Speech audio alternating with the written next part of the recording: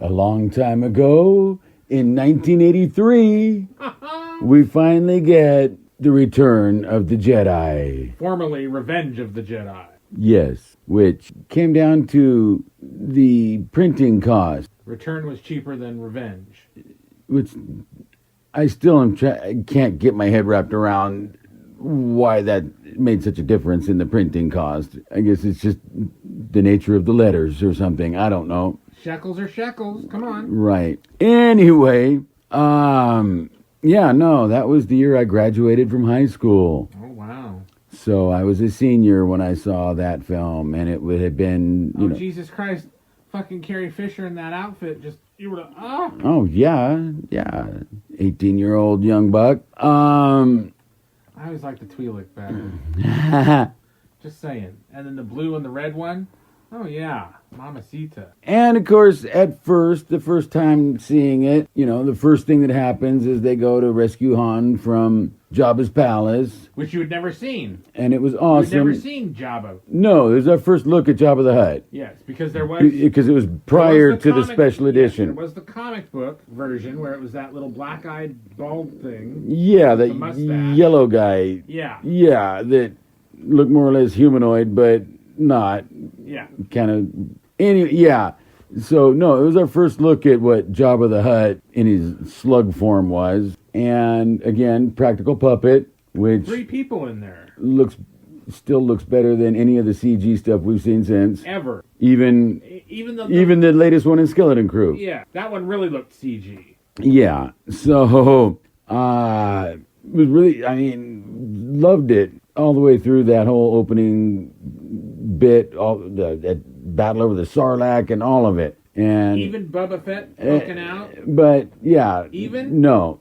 Okay. Never. That was a raw deal for Boba Fett, who was the only one out of all the galaxy that could catch up with Han Solo and the Millennium Falcon and turn him over to the Vader and collect 2 bounties on him. He collected Vader's bounty and he collected Jabba's. Both. Fucking A. Fuck yeah, Boba Fett.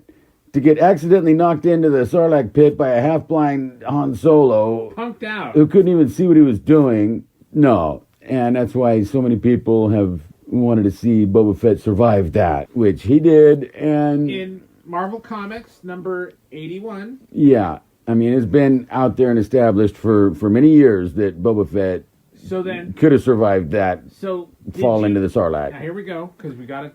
Did you mind the show? Or at least the Dances with Wolves part of the Boba Fett show? Book of Boba Fett... Because I didn't mind that part of the show. No, his whole time with the Tuskens was the best part of the show. Yeah. It was the most interesting to me. Yeah. And they could have done more with it than they did. And really, the passage of time that he spent there wasn't very clear. It's like, all of a sudden he becomes one of them, however long that took. And then the next thing you see, here's Fennec Shand getting shot in the gut. And that would have been a 5-year span of time. Yeah, about. That he spent with the Tuskens that wasn't really very clear that that's how long he was with them. And he was resolved to being one of them probably pretty much for the rest of his life. Yeah. Because he had lost his armor and he lost his ship. He had no way to go anywhere, do anything. And here he was a member of this Tusken tribe. And C'est la vie, and, right? and then things led him to get his armor back and all that. And then, of course, the Pikes wiped out his tribe and blamed it on the biker gang. And so no more tribe to be with, so he's back on his own. But no, I did like that part of the show when he was with the Tuskens. It was really cool. And I can even say... And it even humanized the Tusken. And I can even say that, with a near-death experience, it's going to change your life. And that wasn't... No, he did go through a life-changing experience, yes. Absolutely. He was not the same guy at the end of the 5 years he spent with his Tuskens that he was before he fell into Sarlacc. Yeah. And I didn't hate that either. That's what happened to him. Is it that character development? That is character development 101. Right. So, there are other issues with the Book of Boba Fett overall, but a lot of it was not enough time with the Tuskens. They could have done more with that. But back to the Return of the Jedi. So they go from rescuing Han from Jabba, and Luke goes after the Rancor, which was an epic moment as well. And they get to Endor with all little Ewok, and Which was supposed to be Wookiees. which were originally written to be Wookiees, yes, but they really didn't have the budget to do that many Wookiee. After 2 movies and all that toy money coming in, he had the budget. He just didn't want to spend it. You would think, but Saying. so they turned them into little 3-foot tall little teddy bears instead of 8-foot tall Wookiees, I guess midgets are just cheaper to rent, right? Or hire. or they're just more plentiful than Like crab trees. 7-8 foot tall people to dress as a like, Wookiee. like hanging on trees like fucking crab apples, right? But like the first time going through it, I wasn't sure what to think of that second half of the movie. But of course, in retrospect and on multiple reviewings of it, no, the Return of the Jedi is really good. I mean, the climax of the movie goes on for like 45 minutes, and it still works. It's great, and we finally get our first look at the Emperor outside of that holographic. Which was played by a different actor. Right. Yeah. And Ian McDermott, who's... But, no, in Empire it was somebody Right, else. no, it was a different Dude, yeah. Yeah, and... But we finally see the Emperor in the flesh, and... If you call it that, yeah. I was kind of tripping on that, the little wrinkled up old little dude, but that's who he was. Were they trying to do a Yoda thing? But on the opposite side? He's just twisted and contorted by the dark side of the Force or whatever. But wasn't very imposing at first. And not even really. He was like a puppet master. Pull the strings! Yeah, right. Which is kind of, I think it was kind of overplayed in the prequels. Yeah, but that's what he was doing. Yeah. That was part of the whole plan that he had, was to pull all the strings from, his position that he had put himself in, and nobody got the wiser to it. Supposedly, apparently. Right. Because he had that reputation of being the incorruptible one of the Senate that, anyway. But yeah, like I say, at first was a little underwhelmed leaving the theater, but I've gotten over it. Wow. Again, the whole climax goes on for 45 minutes, man, and it still works. No, movies don't do that. It's better than the climax of Lord of the Rings. There, I said it. Yeah. So I saw this when I was very, very young, and we went. My dad and my sister and I went to go see the movie. We went and had McDonald's. No, not McDonald's. Burger King. Mm-hmm. And we got the cups, and that was great. Went and saw the movie, and holy fucking shit. A little Tom with fucking robots and monsters everywhere for the first half of the fucking film. Yeah. What the hell? Oh my God, excellent. And I didn't care about Leia. Never, I still don't. Okay, what? She's a co-kid. Right. But I do have a further enjoyment of the green Twi'lek, and then the blue in the prequels, and then the red in the comics. So okay. See, hey, Twi'leks are hot, man. all colors. I'm for all colors. So don't. Yeah. And then I like the battle. I like the different ships, the Alliance ship. Yeah, all the different ship designs. You find you see the most. Yeah, diversity. Variety of ship designs. The A-wing, the B-wing. Yep, and some of the TIEs, even the TIE Interceptors. TIE Interceptor. I finally got one. And I finally got the toy. Now I only need the Imperial shuttle, and will have. Well, then I need the transport ship from the second movie. And then the Superstar Destroyer. No. The great big huge one, the Executor. Yes, but no, I'm talking about the toys. Right, but I'm talking about the variety of ships. Yeah, they never made the... No. The Superstar Destroyer was in Empire. Was it? Yes. Okay, well, it was featured pretty prominently in Empire, too, because it crashed into the Death Star. Jedi. Oh, yeah, Jedi, rather. But, so I finally got a TIE Interceptor after so many years later, and so I only need a shuttlecraft and the troop transport, and I will have all the vehicles from the original toy run. Nice. Except for the A-Wing and the droid stuff, but those don't really count. I had the model kit of Vader's TIE Fighter Nice. that I had put together, and never had an X-Wing model kit. Always wanted one, but I don't know why I never got one. But no, I was into modeling when I was a kid too, so I got all the model kits. I had the Battlestar Galactica, Base ship? the main starfighter, whatever it was. Yeah. Before the show even aired, Came out? it was a pre-release that was put out over the summer to promote this new show that was coming out, and I had me one. So, and then the battle over Endor was great. I really didn't Oh yeah, I didn't particularly care about the sword fight with Vader, and then I saw the electricity coming out of the Emperor's hands, and I'm like, oh shit. Yeah, that's some This is heavy. deep dark force kind of stuff. But what I really liked was the battle on Endor. Yeah, Even with the little wickets they beating the hell out of stormtroopers, crushing the ATST. setting up all little booby traps. Yeah. It was great, and the speeder bikes Yes. Those were great. and the scout troopers in that armor that distinctive scout trooper armor Yes. that's so cool. And they filmed most of that Endor stuff up north in the redwoods, and they took cameras and they just kind of walked through the redwoods to get all the backgrounds for the sequences. It was so cool. Yeah. It was way cool. And so So, even though Empire is the best, Jedi is my favorite. yeah, Because it's the first one it was I saw. your first one. Yeah, I saw in the theaters.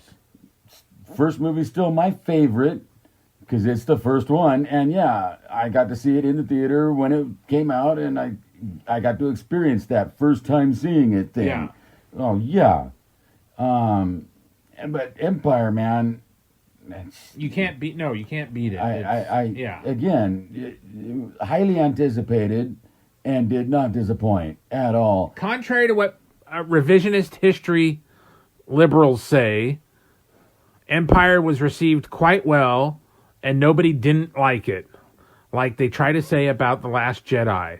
That, Empire wasn't regarded well either when it first came out. Oh, they can go suck a dick. People flocked to it and loved it and went back. And I mean, the revelation, "I am your father," was one of the biggest deals.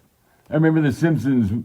The one clip in The Simpsons when they're walking out of The Empire Strikes Back and Homer's spills it in front of everybody waiting in line. I did that. Thanks for the spoiler, buddy.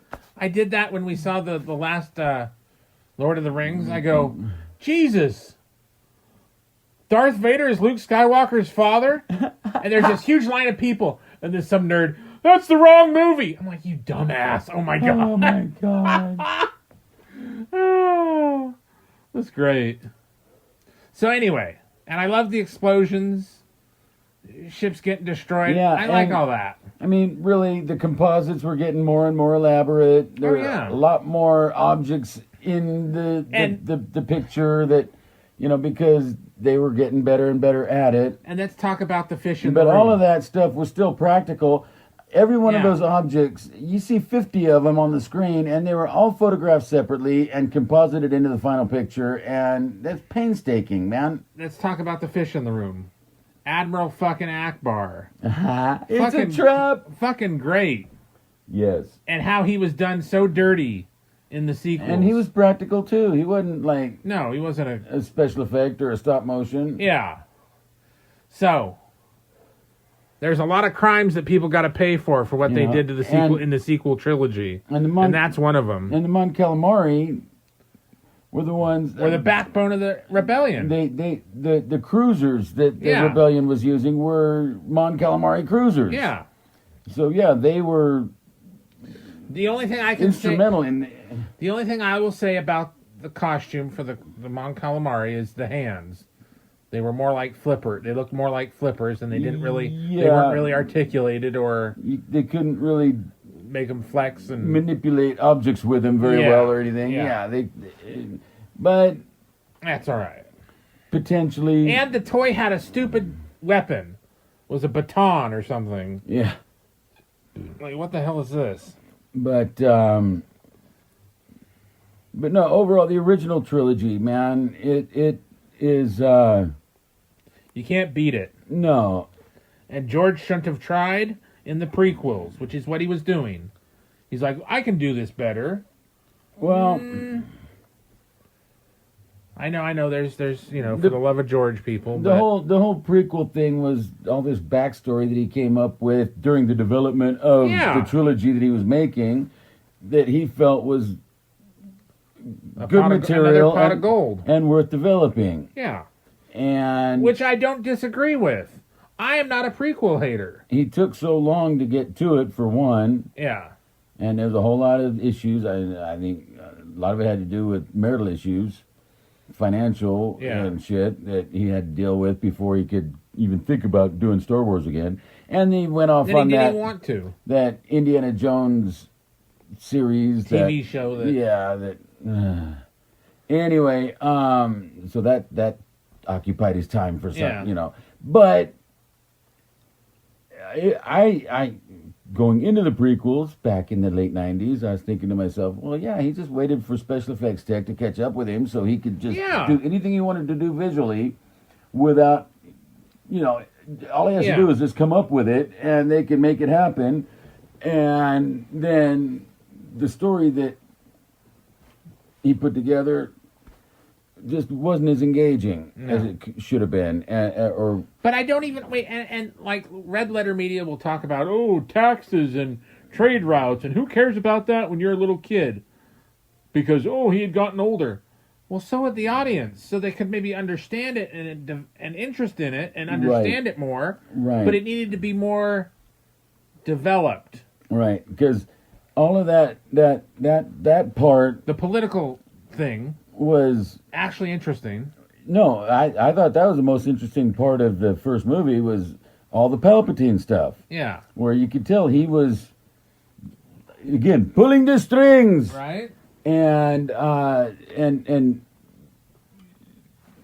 fanning the flame of the bureaucracy and the red tape and not getting anything done and getting his enemies out of the way. And that poor Terrence Stamp, Yes, so that they could lose faith in Chancellor Valorum and he was doing it all on his own, on the side, and nobody catching on to it, and that's how he put himself in a position to be elected as the Chancellor of the Republic, and I like that part. Yeah. Because it had to be some kind of machination, that kind of manipulation going on. Yes, and of course, with his force power that he's very strong in the force. He probably used the force to manipulate the vote, even so that he would be elected. Yeah, You mean the no contest or his election, or both? Potentially both. Yeah. But the election especially, send it out so people check off his box. Yeah. And manipulate the vote that way, and still was never detected by the Jedi. Yeah. Anyway, and that's who Palpatine was, though. He was that powerful, that strong in the Force, and was able to keep such a low profile. And we don't really learn that about him. We only saw him at the end of his reign as the Emperor in Return of the Jedi. Yes. So I liked all that Palpatine stuff. That was my favorite part of the prequels. And then here we go into the sequels. So after you see him thrown down the reactor core and die, and release all that energy. In the comics, there was a clone, and his Force essence went into it. So I could buy that. I know you don't like it as much. Well, but it's still better than what they did. I could buy that more than him surviving being thrown into the central core of the Death Star like he was. Like in the sequel trilogy. Yes. Yeah. There was the Jedi Master in the Timothy Zahn series. Yes. That was a clone. Yeah. Didn't realize he was the clone. but suffered from clone psychosis, so he was a little off the rails. But if they could do that, then why not have a clone of Palpatine somewhere? I mean, it would. That wouldn't surprise me too much. It's not that far fetched that he would have a clone of himself out there somewhere when it as was, a contingency. When it was a Dark Horse comic, that's okay. But in the sequel trilogy, did it work right for you? No. Okay. And having Rey be his granddaughter, like a direct descendant of Palpatine's, and that's where she gets her Force from. And well, what about the in between? What about the parents? What? And when did Palpatine have a child to have another child? So he had a grandchild like that. And it means that all the sacrifice of the Rebel Alliance, of Leia, of Luke, of Anakin, was all for nothing. Well, the whole epic saga just died. Yeah, was all for naught. Yeah, because Palpatine was still out there. So what the hell, huh? And I would have rather Rey just like as I think I said this, but like Kylo Ren suggested, she's just a nobody, which would have reinforced and kind of let us know that Force sensitive people are still out there. Yeah, there's no Order of Jedi because that whole order was taken out, but that doesn't mean that nobody can use the Force. Right. Just because you can use the Force doesn't make you a Jedi. What makes you a Jedi is the Jedi training and the upbringing in the Order. Yes. So. Alrighty. We love Return of the Jedi. But the Return of the Jedi, yes. When Luke's strength of character is enough to get Vader to redeem himself. And the fact that he had a green lightsaber and not a blue one. And really and in the it makes Vader a little bit more sympathetic too at the end of Revenge of the Sith, when the Emperor lies to him and tells him that Padme died in childbirth, and so did the kids. And then all of a sudden he finds that his kids didn't die after all. They're full grown and out there fighting the good fight. And the Emperor lied to him. So that was, I think, the straw that broke the camel's back for Vader and the Emperor. He's like, no, fuck you. And he's about to kill Luke, and he's looking at himself, and he's looking at the Emperor, and he's looking at Luke, and he's like, no, this has got to stop. And that was, it made that even a more poignant moment. Exactly. Now, only if Mark Hamill had the strength of character that Luke Skywalker did. And with that, like, share, and subscribe. Leave a comment.